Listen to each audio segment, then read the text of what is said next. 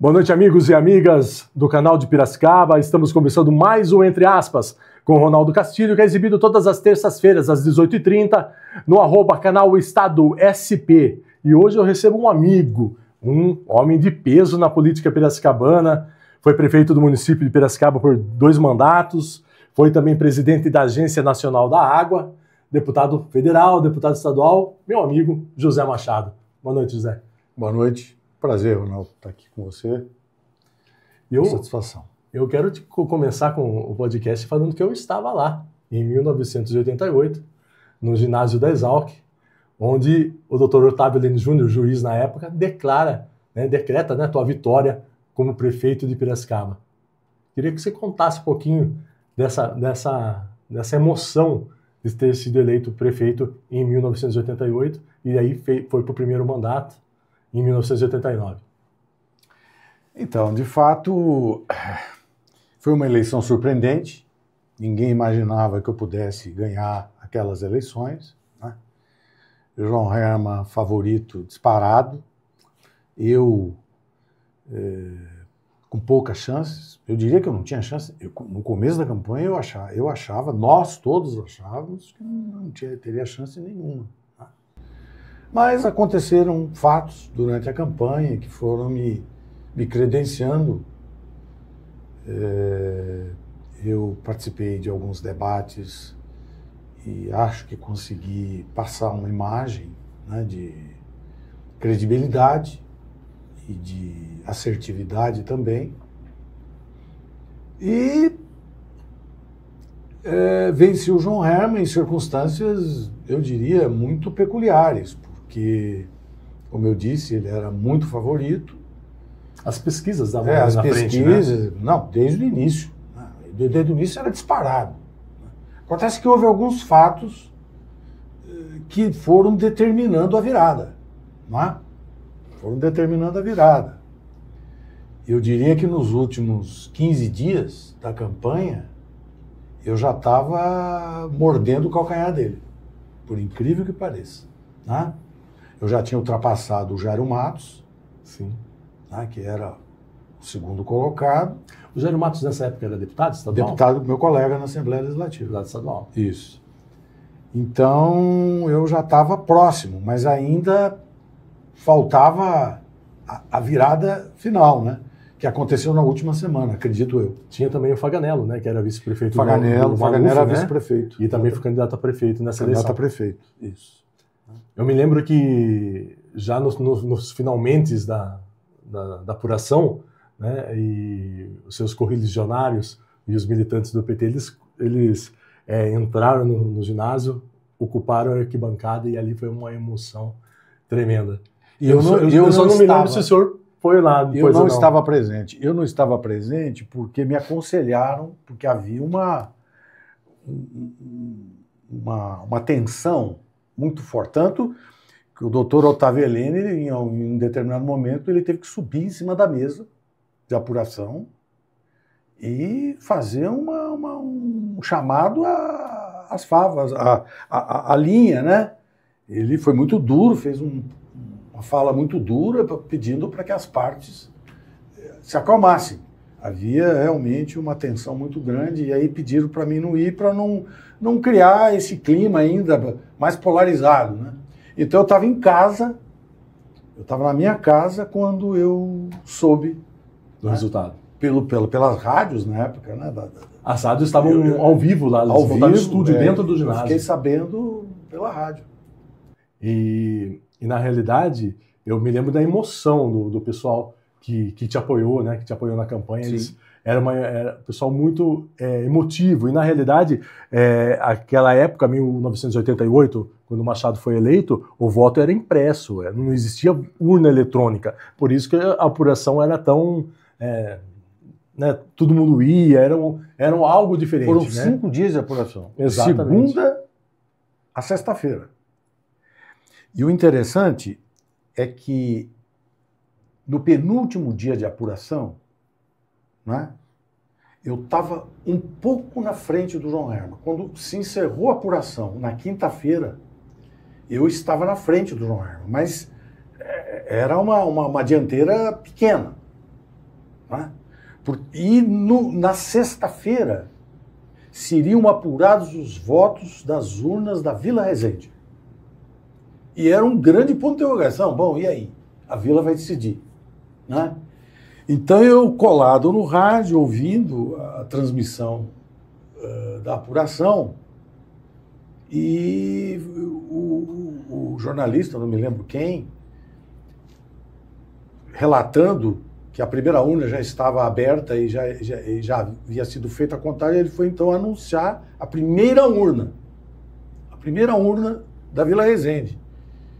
E eu tive uma votação muito da frente do João Herman, uma diferença significativa. Aí eu já falei, opa, eu acho que a Vila vai votar em massa em mim, votou em massa. Aí a segunda urna, idem, a dianteira, tá? Falei, bom, agora está resolvida a eleição. Não tinha mais como voltar. Não tinha como mais. E aí, José Machado assume a prefeitura no dia 1º de janeiro de 1989, para o primeiro mandato. Isso. Como que foi? Como foi a emoção de ser prefeito de uma cidade fabulosa como é Piracicaba? Pois é, Ronaldo. Essa é uma história, assim, muito peculiar, porque você sabe muito bem, naquela época você era muito jovem, mas você já tinha 14 anos. Isso, mas você já tinha, o seu radar já estava aberto, né, para as coisas da cidade, e eu não era uma pessoa conhecida amplamente na cidade.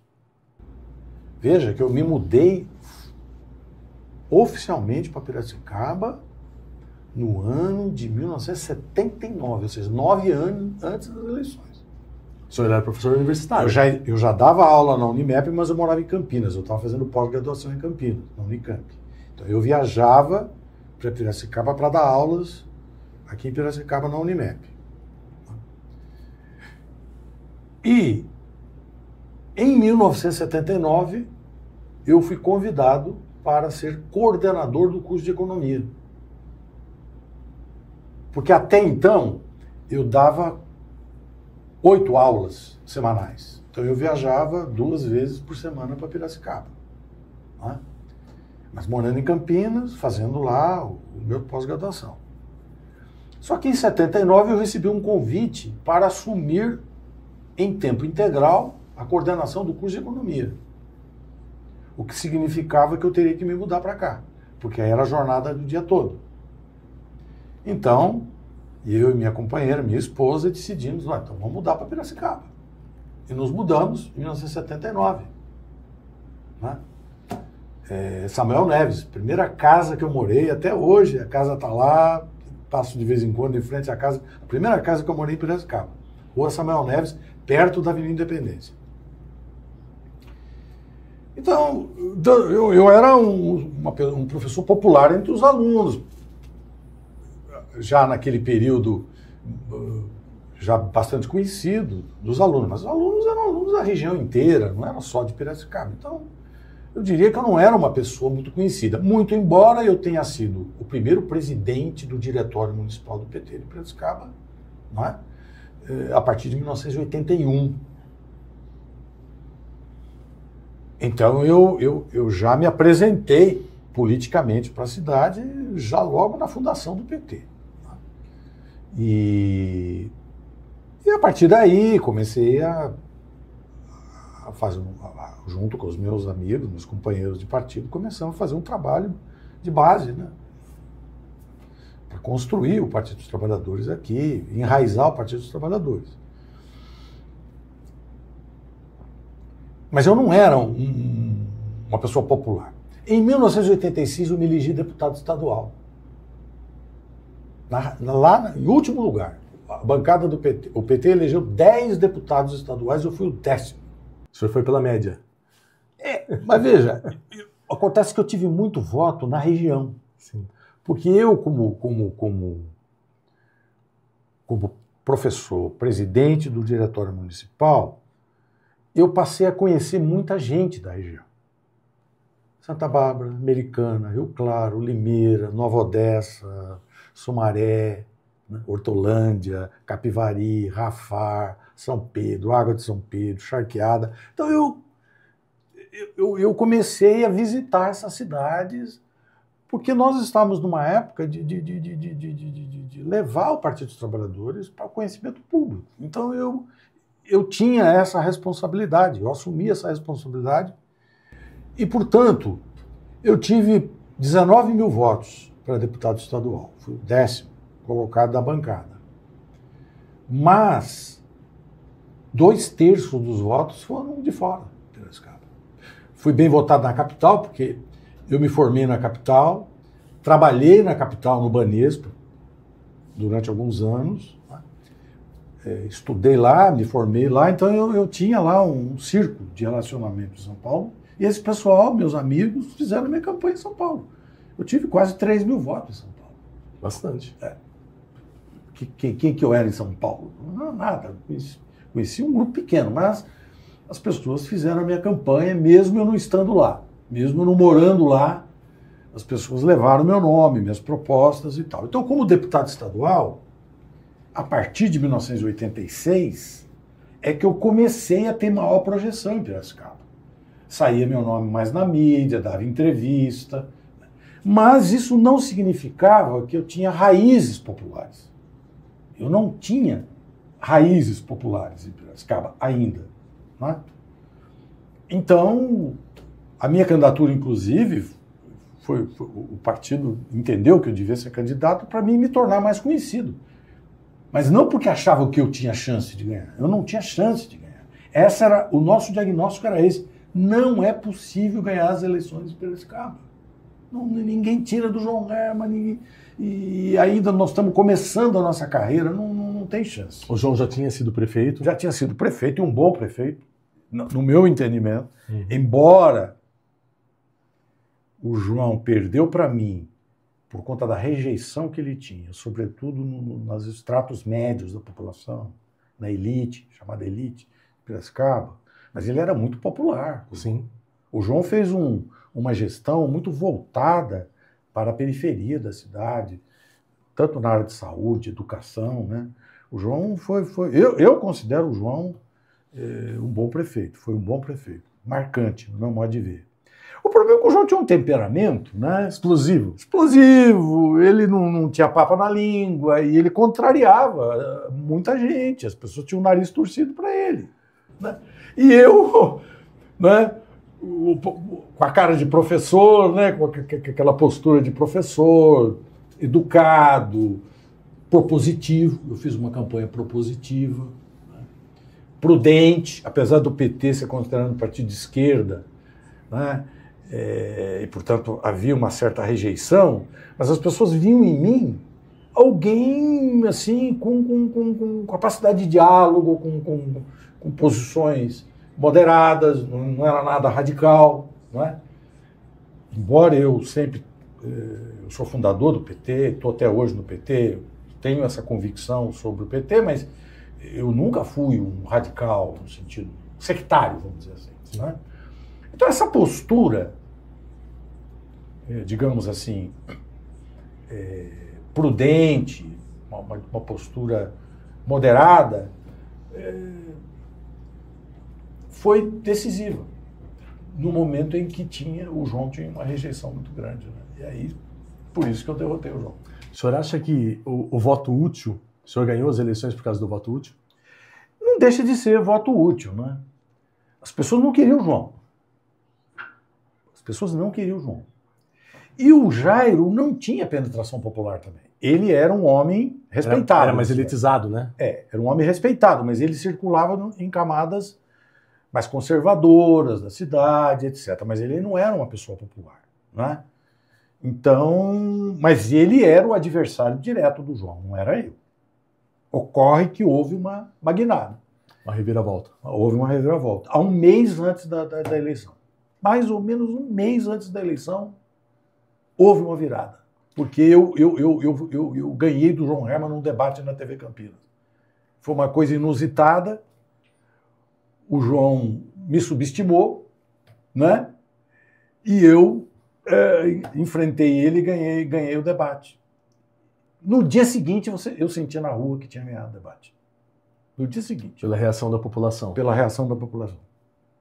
O senhor acha que, além da questão do debate mesmo em si, o corpo a corpo, quer dizer, o político na rua, ele ganha o voto de estar ou não? O senhor acha que não? Não.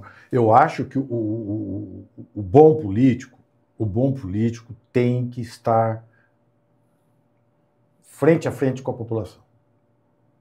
Não estou aqui falando classes sociais. É a população em geral. O eleitor. O eleitor. Eu acho que o bom político tem que dialogar com a população. Né? Tem que... Porque as pessoas querem sentir o pulso do político, quer sentir a sua presença, quer olhar no olho. Político que não olha no olho do eleitor, ele não é um bom político. Claro que na época que o senhor foi eleito não existiam as redes sociais, né? A internet não tinha tão... praticamente ela não existia em Piracicaba, né? E agora as eleições elas estão muito voltadas para a questão de rua e questão também das redes sociais. Sim. Como que o senhor vê isso? Pois é, isso é uma revolução, né? Isso é uma revolução. Porque hoje as redes... Quem não consegue se comunicar através das redes sociais está completamente marginalizado. Tem a mínima condição. Está fora do contexto. Isso, entretanto, não afasta, a meu modo de ver, a necessidade do homem público estar no diálogo frente a frente com a população. Eu também na acho. medida do possível. Eu concordo com o senhor. Na medida do possível, ele tem que fazer o corpo a corpo. Ele tem que conversar com as pessoas. Né? Porque isso gera uma relação de confiança que é muito importante para o êxito de uma administração. Uma administração, para ela ser exitosa, as pessoas precisam ter confiança. E a confiança não é algo que você inventa, é uma coisa que o contato direto é fundamental. Aí o senhor cumpre os 4 anos de mandato, né? Naquela época não podia ter reeleição, não. Né? O senhor não poderia vir para a reeleição, né? E aí o senhor vai para Brasília? Não. Daí, como que... Aí, bom, eu deixei a prefeitura em 1992 e depois eu me candidatei a deputado federal em 1994, 2 anos depois. 2 anos depois. Nesse interregno de 2 anos, entre 92 e 94, eu voltei para a Unimep.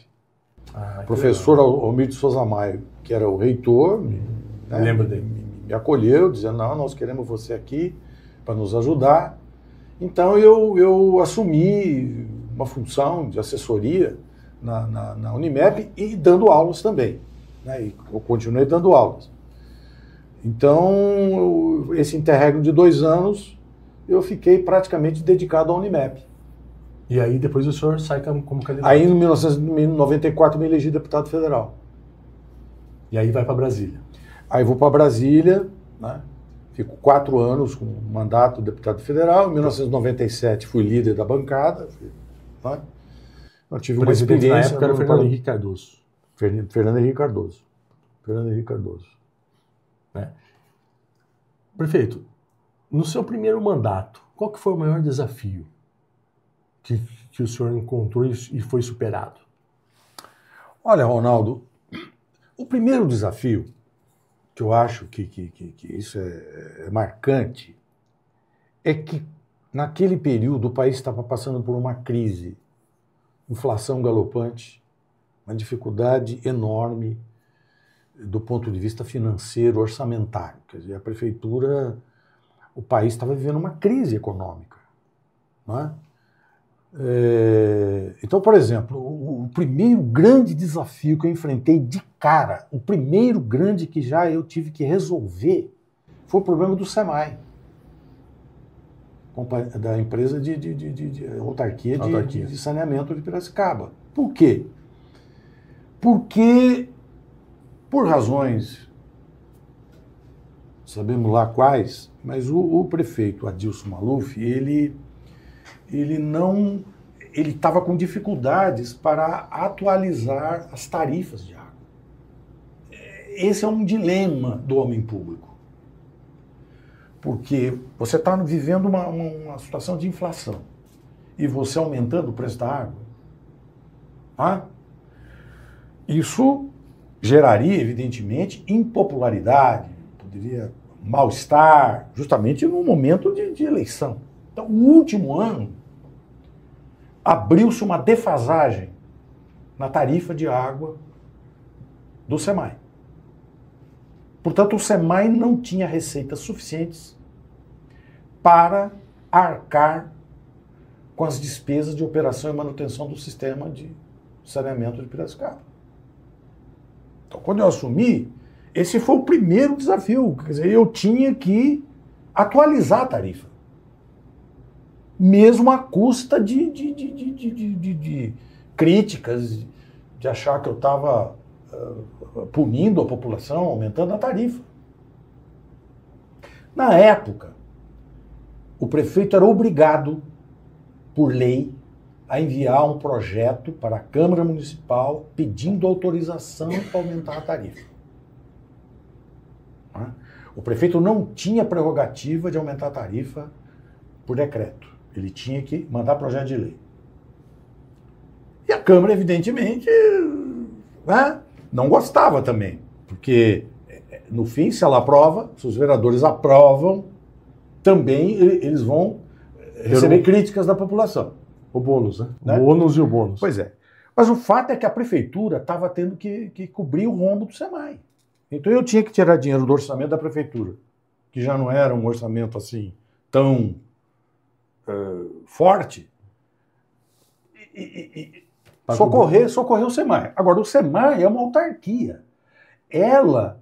As finanças do SEMAI são finanças próprias, oriundas da cobrança da tarifa de água e esgoto. Não pode transferir dinheiro dos cofres da prefeitura para o SEMAI. Mas isso era o que estava acontecendo. Tinha que pagar a folha de pagamento. Como é que fazia? Então, esse foi, para mim, o primeiro desafio. Porque eu tive que encarar os riscos de impopularidade logo de cara.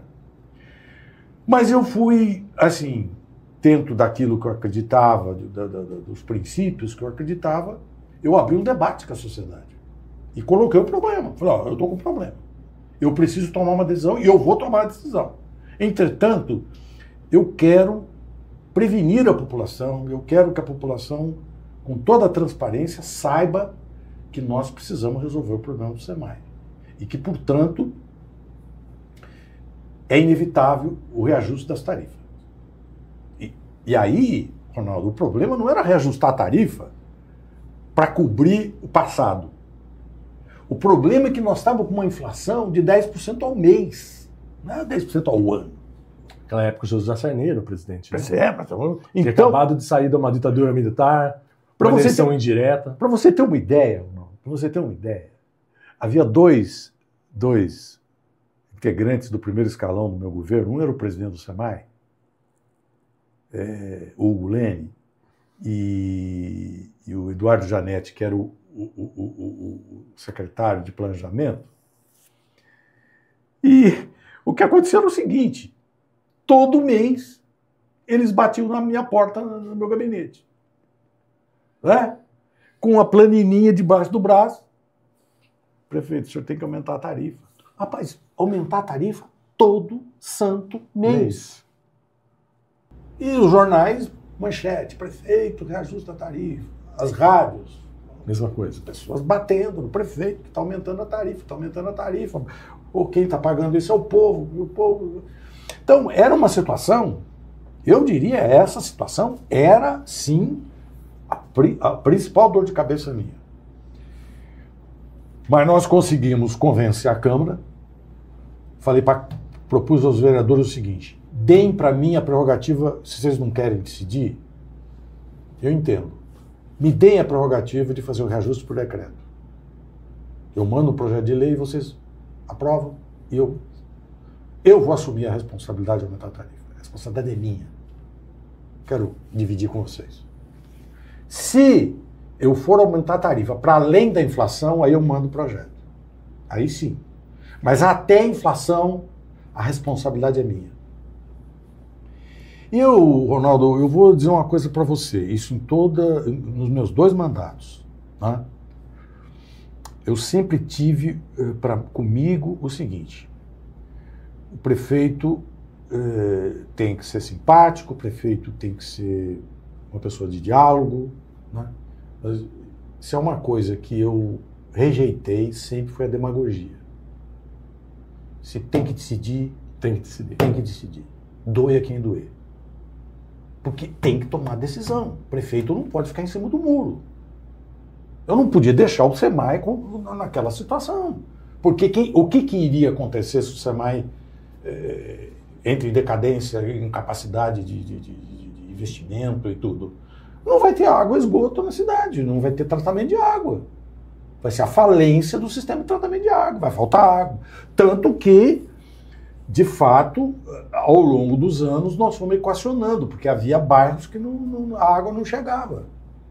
Porque não tinha reservatório suficiente, nós tivemos que construir reservatório. Tivemos que fazer uma reforma da estação de tratamento do Capim Fino. A prefeitura, no teu primeiro mandato, foi que mais investiu na questão de saneamento. Foi uma das que mais investiu. Veja, eu não sei calcular se foi a que mais investiu, mas nós investimos muito. Veja, investimos com recursos próprios. É esse que é a questão importante. Investimos com recursos próprios da prefeitura. Porque na minha época, Ronaldo, naquele governo, não havia nenhuma porta para me bater, para pegar um financiamento a fundo perdido ou um financiamento para pagar no longo prazo. Não havia linha de crédito para saneamento. Não havia nenhuma entidade, nem da administração direta, nem indireta, para fazer uma doação para Piracicaba, fazer um investimento a fundo perdido. Olha, eu preciso de tantos milhões de dinheiro, nem lembro da moeda na época. Acho que era Cruzeiro, né? Cruzeiro, né? Não tinha lugar nenhum. A prefeitura é que tinha que resolver tudo com o seu orçamento, e o SEMAI idem. Se não me engano, era Cruzado, depois que o Fernando Collor assume, ele mudou para Cruzeiro, alguma coisa assim. Aí a minha memória já falha nesse aspecto, né? Então, você me perguntou do principal desafio. Esse foi o principal desafio. Como você administra com escassez orçamentária.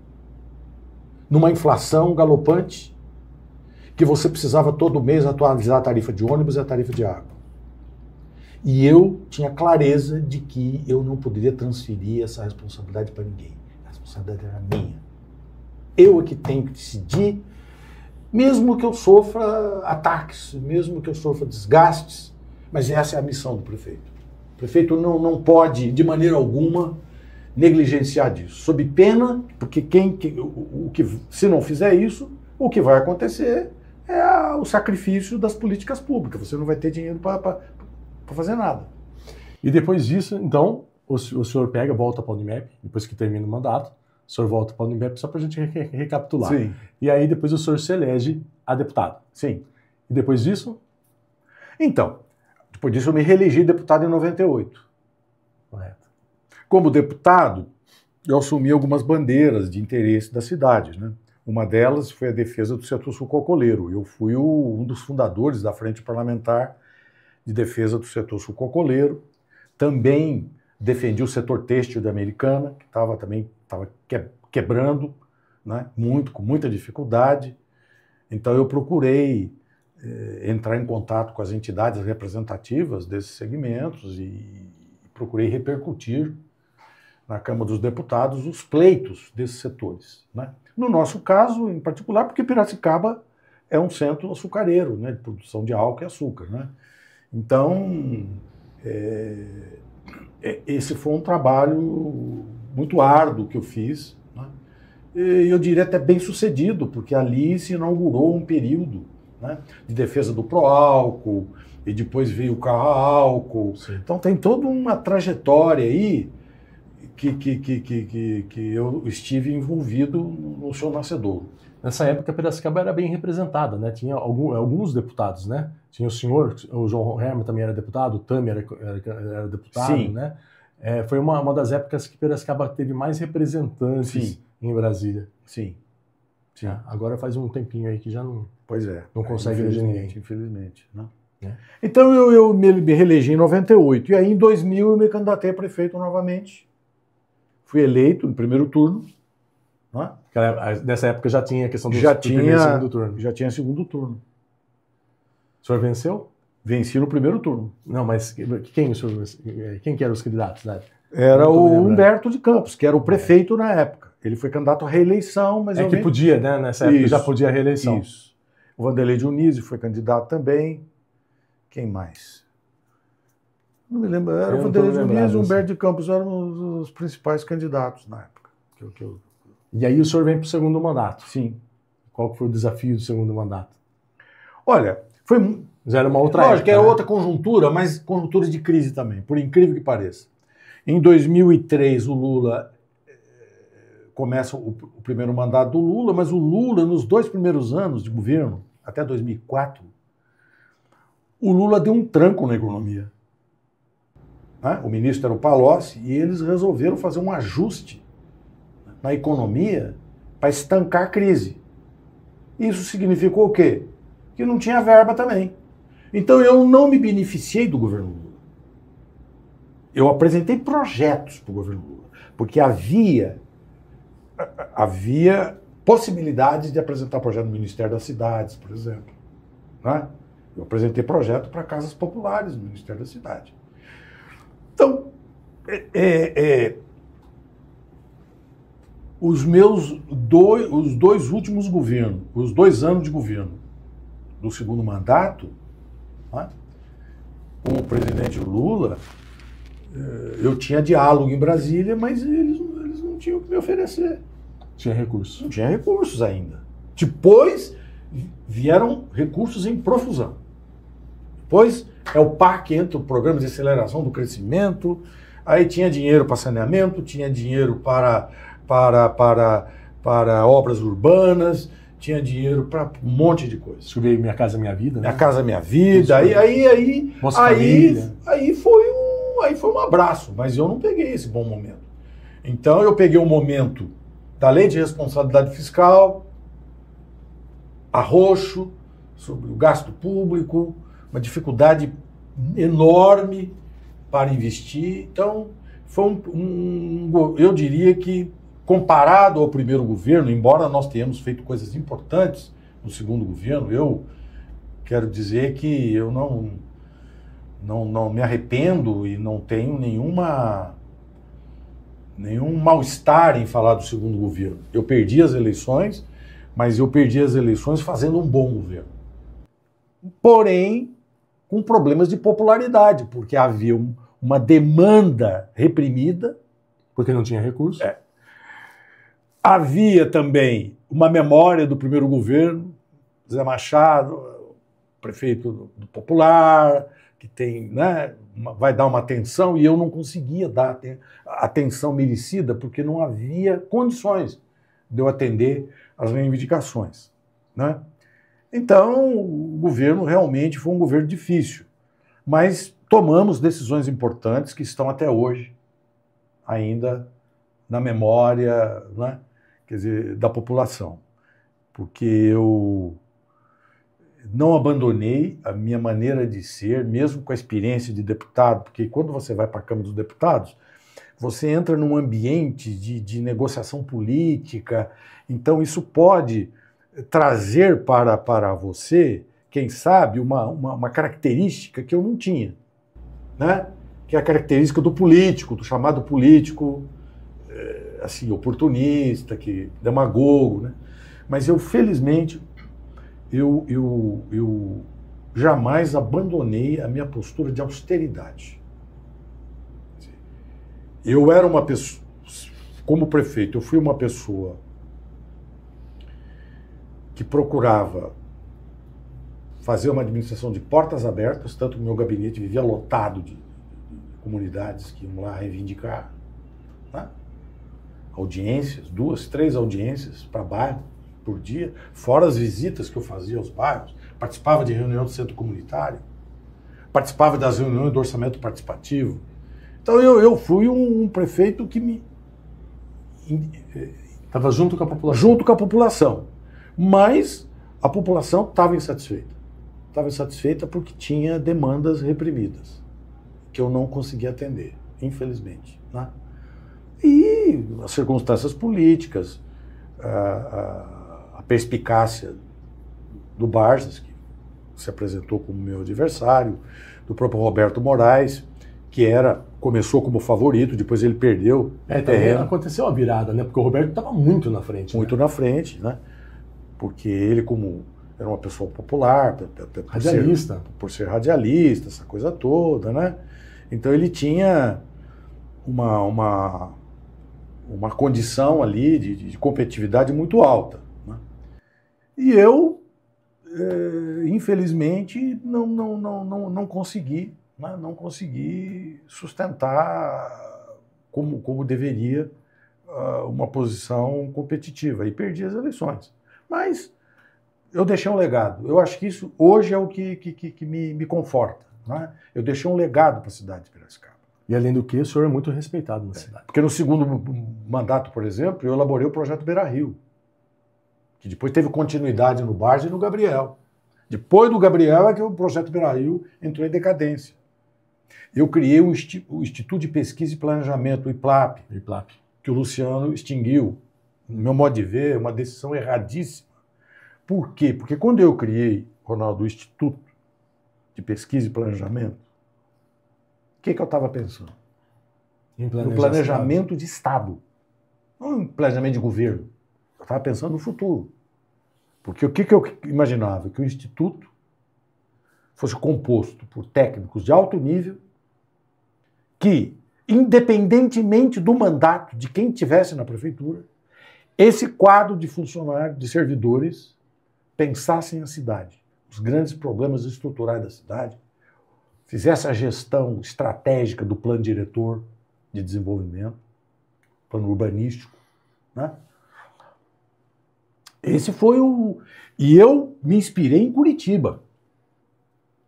Tanto que o Jefferson Goulart, que foi o primeiro diretor-presidente do IPLAP, antes de mandar o projeto de lei para a Câmara, eu pedi para o Jefferson ir para Curitiba para estudar a realidade de Curitiba, porque lá tem um instituto há décadas. Jamais foi extinto ou jamais se pensou em extinguir ou dilapidar. É uma inteligência. Eu queria que o IPLAP fosse uma inteligência permanente a serviço da cidade. Tá?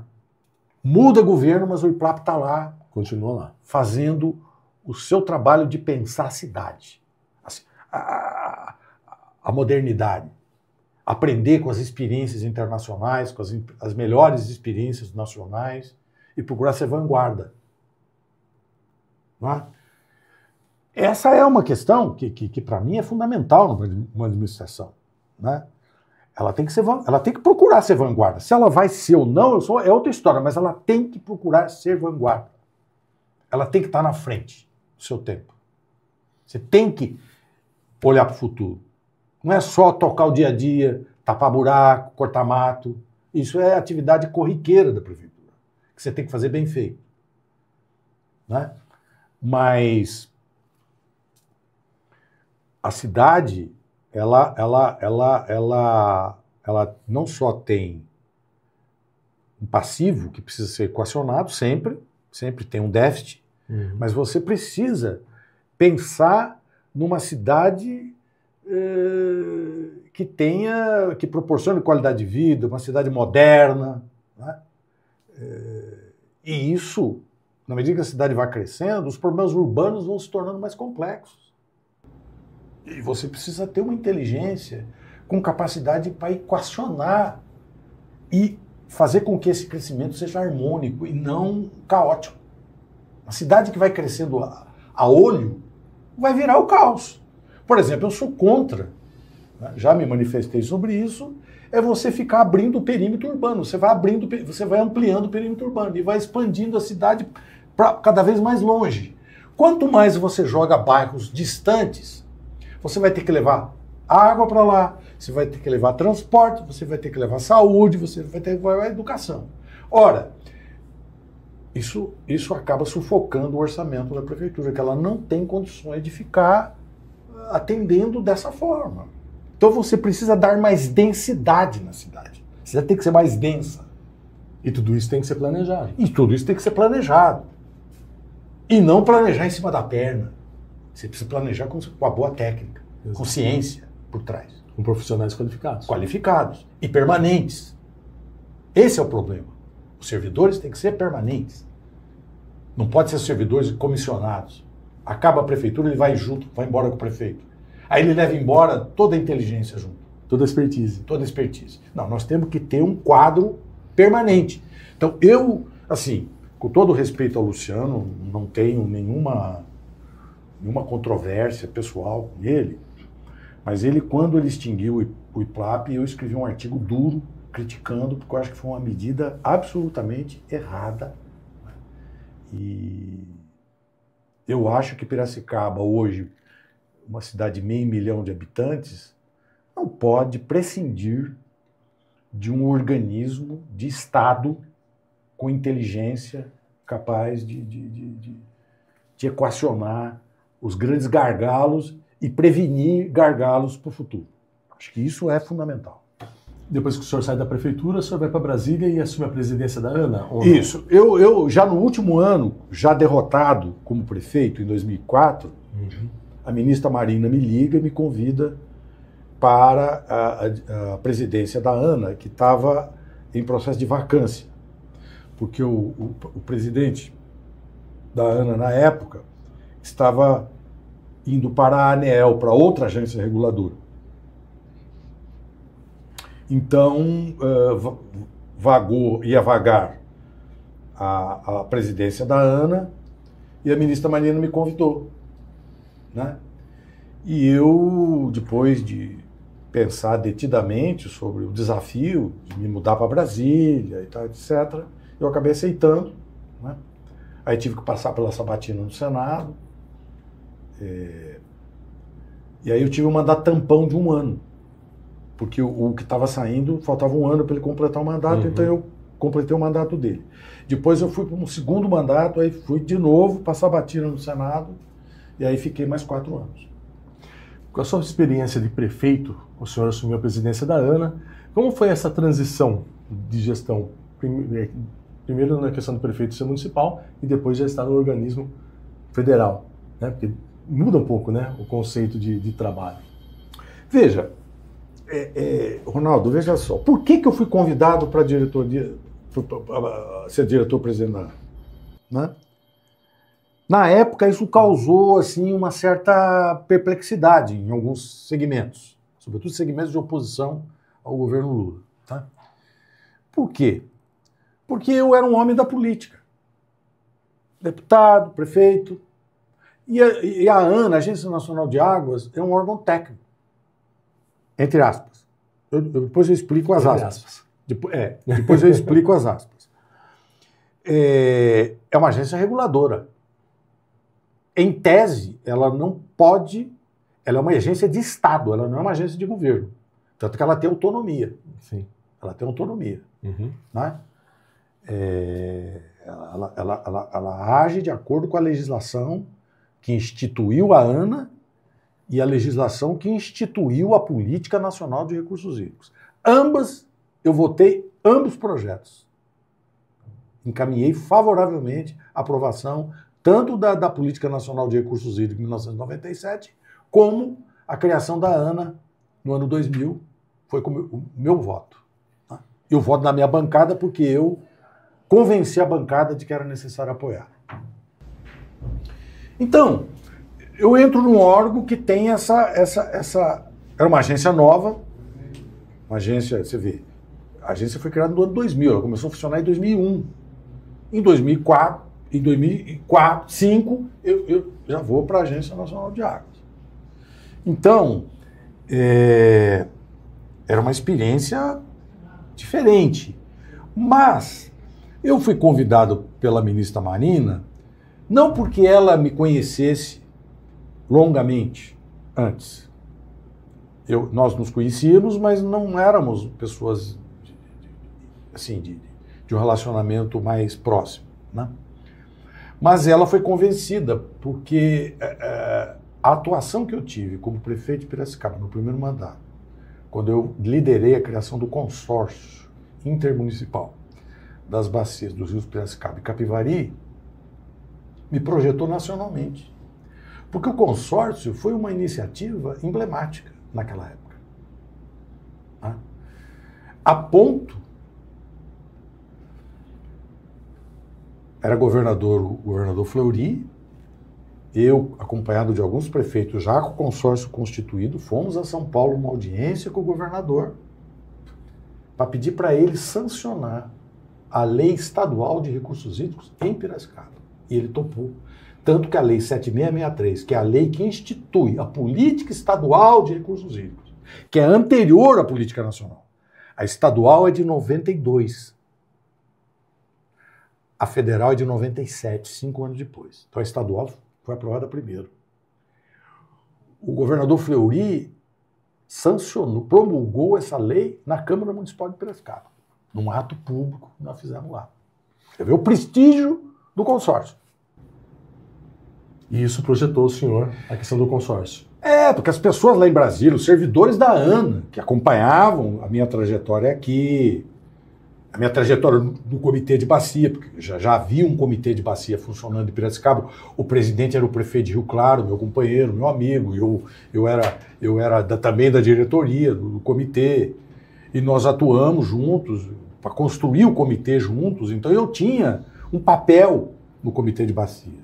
Então, pelo fato de eu já estar entrosado com a política de recursos hídricos regional, mas que tinha repercussão nacional, porque a bacia do Piracicaba ela é a bacia modelo para o país. Ela foi pioneira. Né?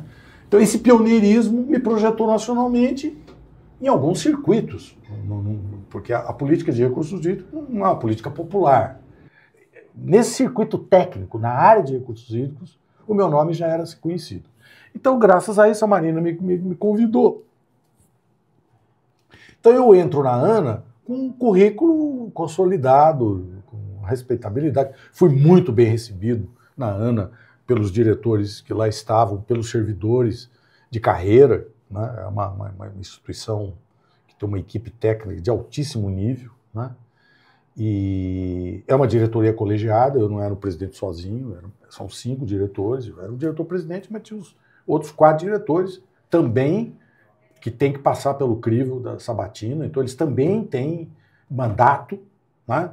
Então é uma diretoria robusta. Né? E lá eu pude cumprir, então, com a minha missão, sobretudo com essa experiência de prefeito, que é fazer a interlocução. Porque a Política Nacional de Recursos Hídricos só será bem sucedida se os estados também fizerem a sua lição. Eu ia perguntar isso agora. Então o que eu fazia? O meu papel era muito de ir para os estados, conversar com os governadores. Articular, falar, gente, a proteção das águas não pode jogar tudo nas mãos da União. Eu ia fazer essa pergunta agora. Não pode jogar na mão da União. Você viu o que aconteceu no Rio Grande do Sul, Ronaldo. Ronaldo, eu, como presidente da ANA, eu estive no Rio Grande do Sul, me reuni com o governo estadual do Rio Grande do Sul, com a governadora, era uma governadora. E eu constatei que o Rio Grande do Sul, que tinha um certo pioneirismo, porque o primeiro comitê de bacia foi a bacia do Rio dos Sinos, do Rio Grande do Sul. Foi o primeiro comitê de bacia do Brasil. Eles tinham um pioneirismo.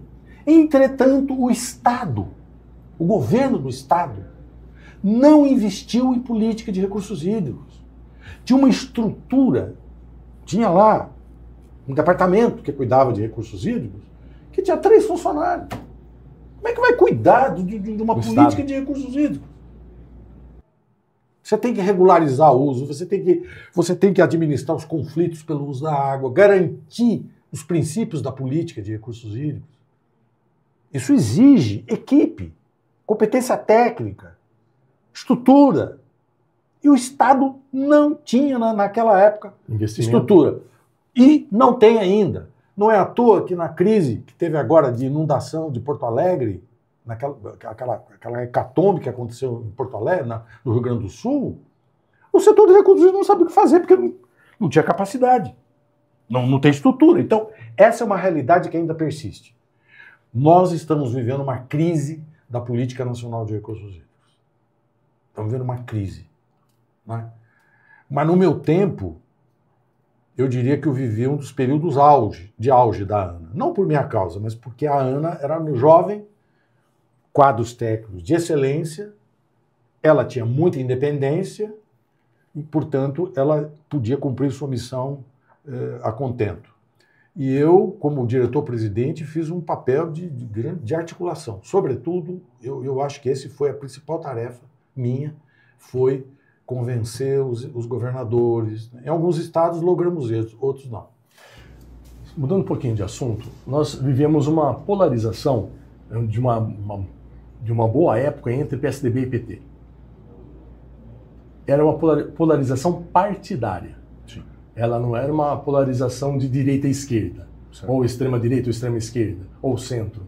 Era a polarização entre o PT, do presidente Luiz Inácio Lula da Silva, e do PSDB, do Fernando Henrique Cardoso.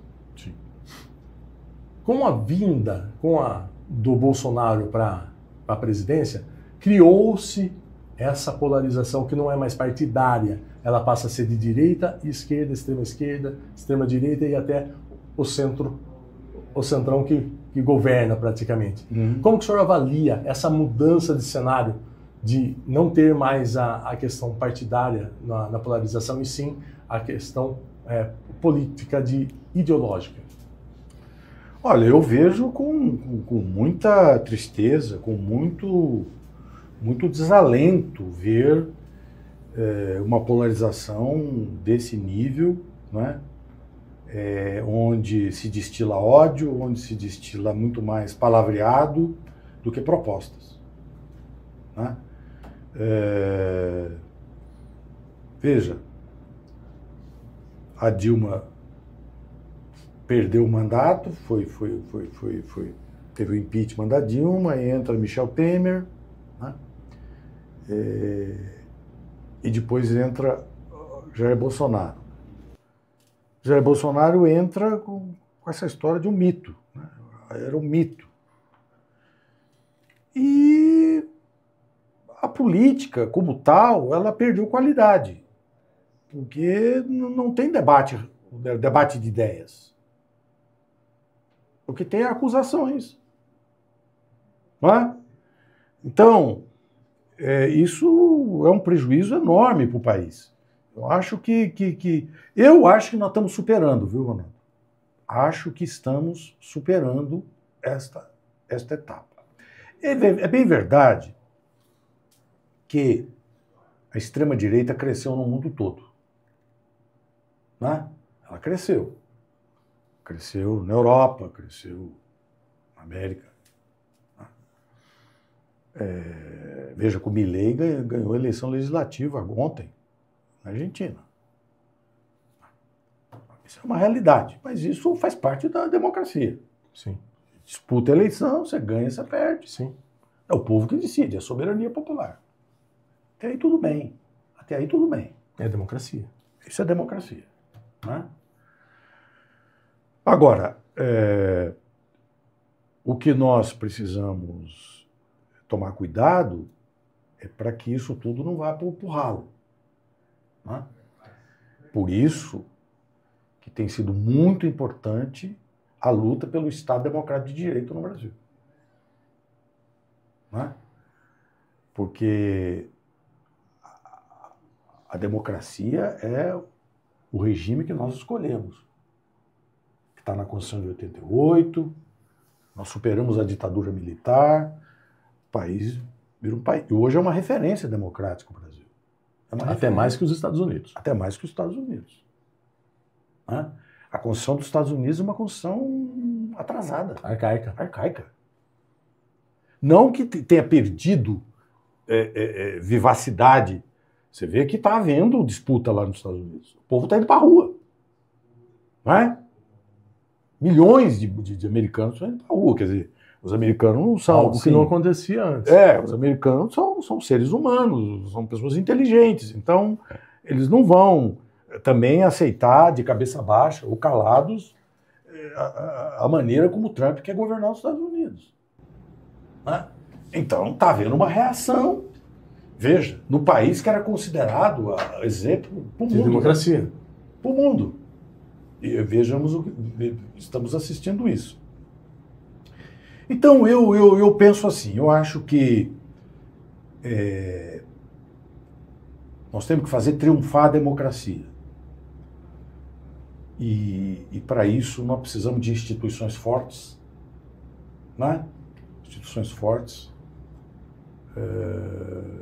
e que a Constituição seja respeitada. Principalmente. É isso que nós precisamos. Aí deixa o povo decidir. Se o povo quer um dirigente de direita, a decisão é do povo. Tem. Se quer de esquerda, de esquerda. Esquerda é de esquerda. E você vai discutir esquerda ou direita em função dos projetos que cada candidatura apresenta. Qual é o projeto que nós queremos? Nós queremos esse projeto aqui. Então, agora, evidentemente que o Brasil, hoje mesmo de manhã eu estava numa reunião virtual discutindo a questão nacional, né?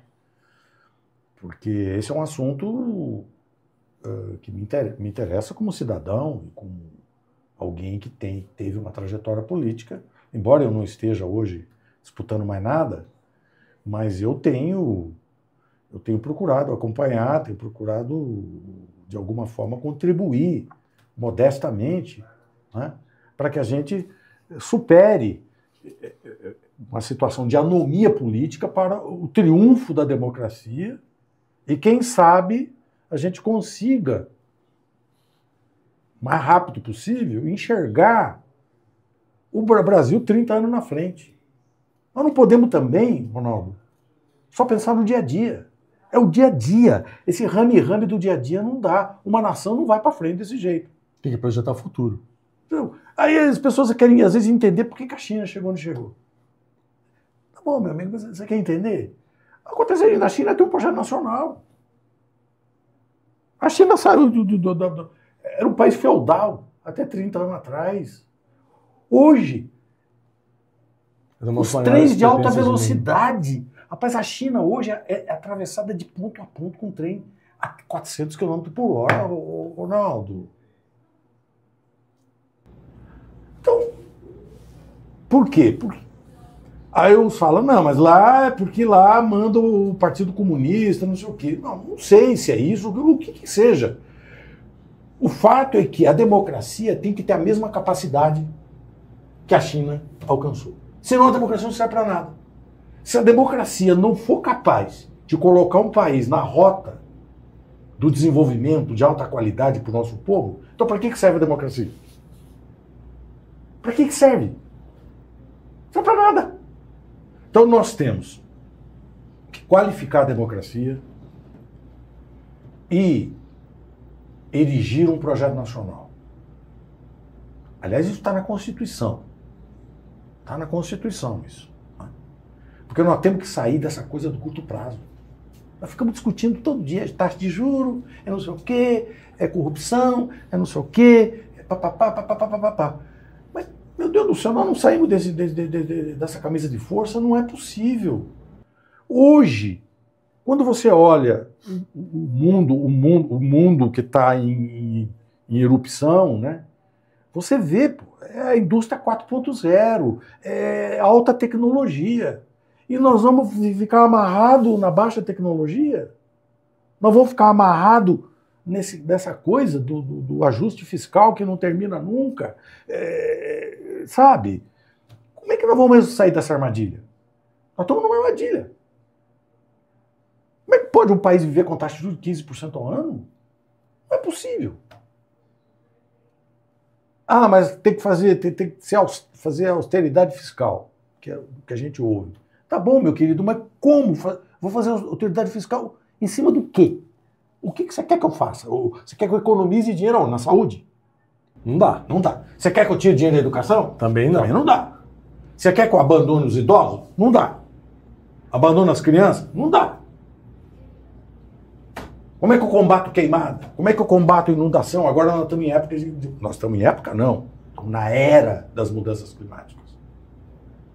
Portanto, aumentar a resiliência do país vai custar dinheiro. Está custando e vai custar. Veja, nós estamos vivendo uma crise hídrica de novo. Felizmente, eu acho que logo termina essa temporada de seca e começa a temporada de chuva e eu acho que a gente recompõe. A depender da pluviometria, dos índices pluviométricos desse verão que se aproxima. Mas o que acontece é isso. Que nós estamos vivendo uma crise hídrica novamente. Né? Você viu o reservatório de Cantareira, está com 26%. O rio Piracicaba está às mínguas. Se explicar, você só vê pedra. Só pedra. Tá certo?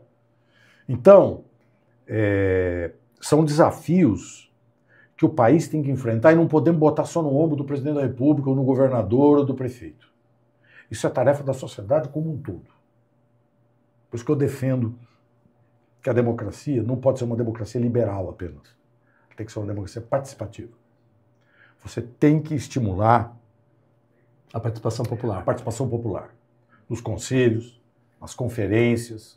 Orçamento participativo. Você vê, o Brasil, a Constituição prevê plebiscito e referendo, e nós nunca usamos isso, não usa. Então, para que serve? Eu acho que a única vez que eu vi um plebiscito foi na questão do sistema de governo, né? Do presidencialismo, parlamentarismo, monarquia. A única vez. Acho que a única vez que o povo foi para as urnas para votar mesmo É. foi a escolha do presidencialismo. Eu citei aqui plebiscito, referendo, mas para mim o importante é que nós tenhamos canais onde a população pode ter mais protagonismo. Um país que ele é presidencialista com cara de parlamentarista. Pois é. Então você precisa, sabe? Então esses são os desafios, eu acho, né, do nosso país. Prefeito José Machado, eleições 2026. O senhor vem candidato ou não? Não sou candidato. O senhor já encerrou as disputas? Não vou disputar mais. Eu não posso, eu não tenho mais condição de disputar. Eu acho que meu tempo já passou, já dei minha contribuição. Estou atuante, estou lúcido, graças a Deus, estou lúcido. Tenho vontade de contribuir com a minha cidade. Não atiro pedras em prefeito. Eu faço crítica, mas não atiro pedras. Crítica eu acho que é justo que eu faça. Saudável. Quando necessário também. Quando é para elogiar, tem que elogiar também. Então eu não tenho problema com isso. Né? Mas eu continuo.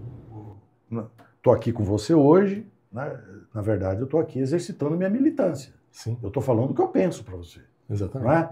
Então, é assim que eu me relaciono com os meus pares, ou com quem me convida para algum debate, alguma coisa, eu estou lá e eu apresento as minhas ideias. Né? E então, contando um pouco da história, né, de Piracicaba. Sim, quer dizer, então é isso. Então, 2026, estou fora, não sou candidato, mas espero que seja uma eleição importante para o país. Né? Estou muito confiante em 2026. Prefeito José Machado, já deu 1 hora de podcast, 1 hora que a gente está nesse bate-papo. Passa rápido. Passa rápido. Quando a conversa é boa, passa rápido. E esse programa ele chama entre aspas, porque no final eu faço uma pegadinha com o meu convidado. Né? Eu peço que o meu convidado faça uma citação que marcou a sua trajetória, que marcou a sua vida. Ela pode ser qualquer tipo de uma fala que de repente um familiar, um pai, uma mãe, ou de repente um líder, ou um pastor, um padre, ou que está na Bíblia, o que marcou a vida do prefeito José Machado? Quando eu conheci minha companheira, minha esposa. Janete. Eu acho que essa foi talvez o fato mais marcante da minha vida. Janete. Indiscutivelmente. Saudades dela. Minha esposa, realmente, estamos há 52 anos juntos.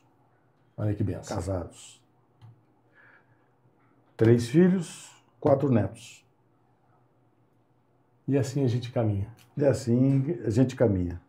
Prefeito José Machado, obrigado por aceitar nosso convite de estar aqui no canal do Piracicaba, nesse podcast entre aspas. Eu que agradeço, Ronaldo, a gentileza do seu convite. Para mim foi uma satisfação muito grande. É sempre, para mim, uma oportunidade para eu poder conversar não só com você, mas também com as pessoas que vão assistir esse podcast, né?